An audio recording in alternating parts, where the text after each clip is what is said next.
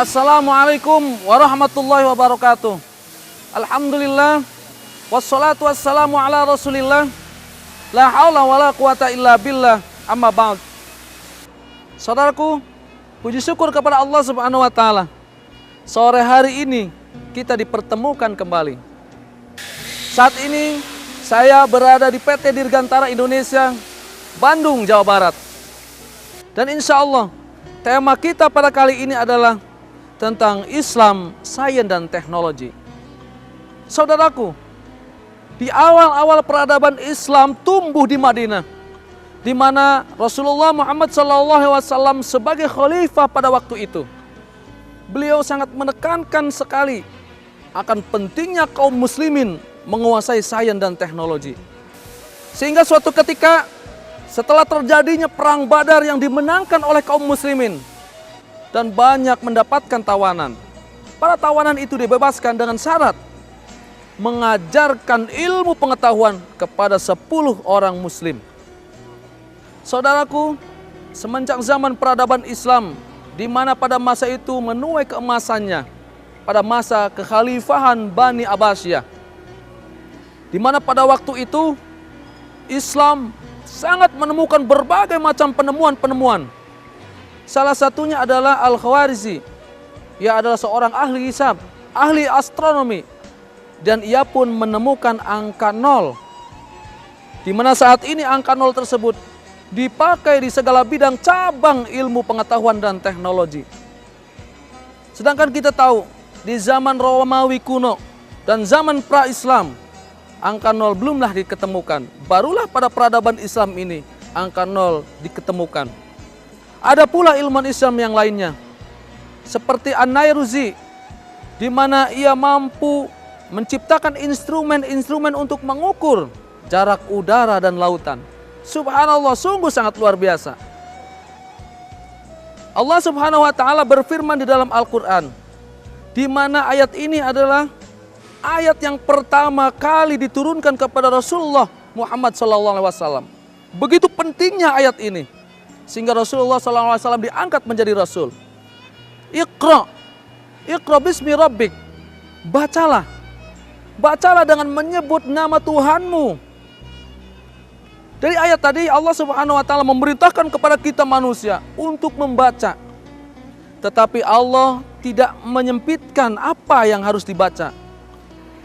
Ini mengandung makna yang sangat luas, bahwa ada instruksi dari Allah Subhanahu wa ta'ala kita sebagai manusia untuk mempelajari, mengkaji, memperdalam ayat-ayat Allah yang ada di muka bumi ini. Tetapi tetap dalam koridor Bismi Rabbik, senantiasa menyebut dengan asma Allah. Artinya apa? Ilmu yang kita pelajari, ilmu yang kita kaji haruslah bermanfaat bagi diri kita dan orang lain. Bermanfaat pula bagi alam dan sekitarnya. Saudaraku, begitu pentingnya Islam mengajarkan kepada kita agar menguasai sains dan teknologi ini. Saudaraku, sebelum ditemukan teknologi canggih, kita umat Islam Indonesia ketika ingin pergi haji, mengadakan perjalanan ke Baitullah, maka memerlukan waktu yang berbulan-bulan lamanya. Tetapi setelah teknologi canggih ditemukan, dibuatlah pesawat-pesawat canggih yang bisa mengangkut manusia ke sana.